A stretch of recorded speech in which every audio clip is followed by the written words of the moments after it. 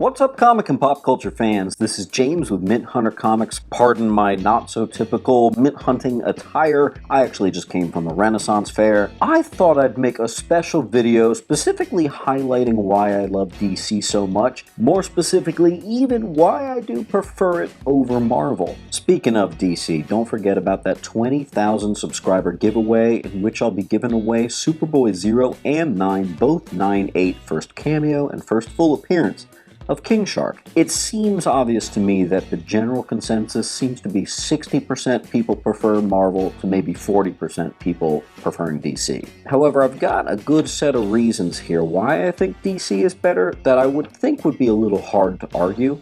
I do feel that DC comics are easier to read but also to collect. I mean this in a couple parts. A, I think it's easier to read because the stories tend to be a little bit more streamlined, concise, to the point, thought out. They usually stick to a number scheme instead of just recreating a new volume every 2 to 3 or 4 years. For example, you X-Men and Amazing Spider-Man collectors out there, I feel for you because it must be real difficult keeping up with all those different volumes.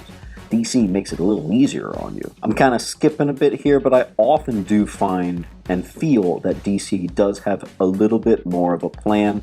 In recent years, I think that has been slipping a bit, but in general, I've always felt that DC actually has things mapped out, sometimes quite literally. Yes, there are literal maps for DC. Whereas a lot of times, Marvel storylines don't quite finish properly, or it just feels like it's an ad for the next Marvel storyline. With DC, even if you didn't like the storyline, they certainly do commit to it all the way to the bitter end. Consistently, month after month. If you take away all the indie books I'm enjoying right now, my usual top picks of the month have consistently been DC, and that's going all the way back to like the 90s here, we're talking. I got another really good reason for you here. DC does have a tendency to go darker. One of the reasons for this is they just have a little bit more freedom. Whether it be killing Robin with a crowbar or more psychological deterioration of the self like in Swamp Thing, the DC books feel a little bit more targeted to adults, while not really even excluding the younger audience either. DC in most forms of media seem to do this. In the 90s and 2000s, we had Vertigo.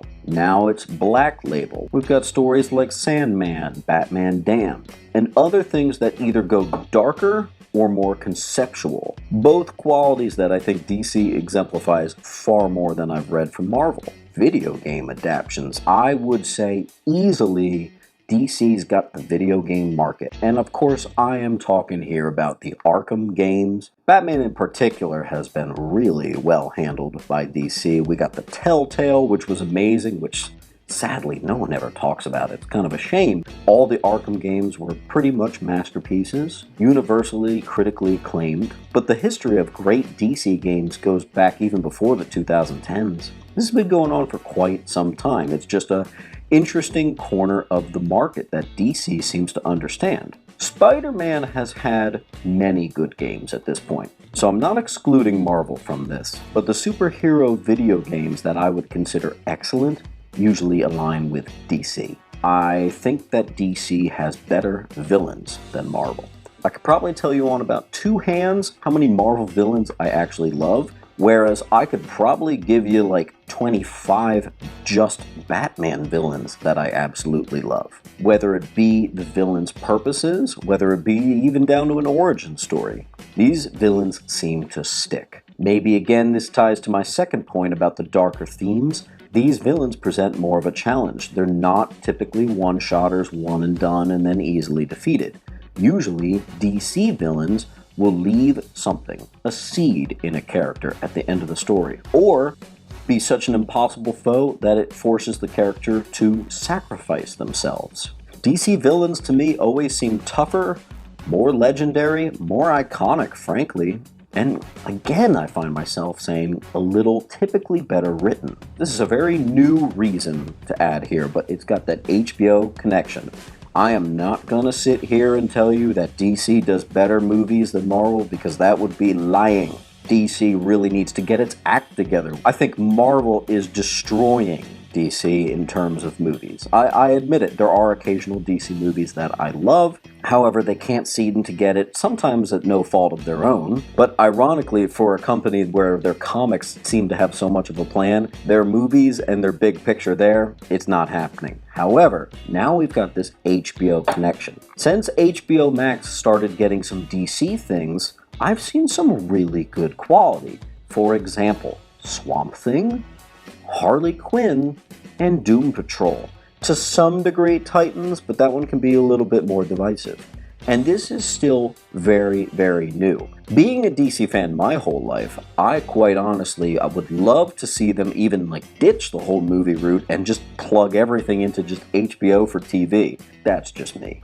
Time and time again, I give a lot of hope towards HBO. HBO has handled some of my favorite projects and they've done them well. So while this is a little bit of a hopeful entry here, I definitely am looking forward to the future of DC with HBO. All the animated stuff, cartoons, all the animated movies. This right here, where I just said MCU and Marvel totally have it with the movies, that may be true. However, animated movies, I think you'd have to agree that award goes to DC. It doesn't stop at just the movies, but it's the cartoons, and that's been going on, as you know, since the 90s now. Well, actually even earlier, really. But in terms of just sheer excellence, we got Batman the Animated Series. We have all kinds of excellent DC movie adaptations that consistently, year after year, deliver a quality which is matching that of some of the greatest anime going on. And just like the little corner pocket of video games, DC seems to have this also corner pocket of cartoons. They just know how to do good cartoons. Whether it be PG or more R-rated, they can figure it out. I have all the hope in the world for any sort of DC-related cartoon every time it comes out. For years now, I have preferred DC's take on their multiverse better than Marvel's. A lot of my points I do feel overlap, but I do believe that the fact that the books are easier to read, the fact that they are darker in story, the fact that there's better villains, all these other previously mentioned aspects lean into their multiverse and again makes it more accessible, more understandable, better. So sometimes you get some real inconsistencies in some Marvel books that I don't feel is so much present in DC because it's focused on telling a whole big picture story. It does feel more mapped out. Even during the times where they did have to retcon stuff, they did it smartly and via various crises. Sometimes the crisis storylines become a bit of a joke and it seems like DC trying to wrap up some of their mistakes. The reality is they do it, and they do it accurately. Someone knows the whole story of all these DC characters. Maybe that's because they've been around for so many decades, almost a century, that they know these characters and they're able to tie everything back just a little bit better. With Marvel, I see a lot of stepping on toes, a lot. And it just seems like Marvel plays the quantity game, whereas DC goes the more quality route. Second to last reason I'm going to give you here is DC is kinder to their creators. Now, there are definitely examples where this is not the case. However, I'm reminded of a Neil Adams interview in recent years where after Batman Begins, some executive from DC, or I guess Warner Brothers, called him up and said, "Hey, thanks for your creation of Ra's al Ghul. Here's $100,000. As for his work with characters on Marvel, he said that he never saw a cent. And it is not just Neil Adams. There are many Marvel creators and artists and inkers, surely, that are just getting the total boot, even with all the amazing Marvel movies coming out. Not getting the accurate representation, reward that they really should be getting. I know this entry doesn't really speak so much to the quality, but it is a little bit of loyalty which DC has that Marvel's lacking in. And then of course we have our last entry here, and I do believe that this is probably the most obvious, and that is Captain Carrot. I mean, this is just the most genius character. I've mentioned throughout this list about the impact of these legacy characters and villains and heroes. However, Captain Carrot really deserves the spot as the all-time greatest hero of all time. How can Marvel combat that? I think Captain Carrot really encompasses so much of what we all wish we could see within ourselves, while also exploring the importance of vegetables. DC is the publisher that's able to make a character like that excel off the pages, with very real repercussions and an important role in stories involving the multiverse. Whereas if Marvel had the character, I'm sure he would just be a gimmick.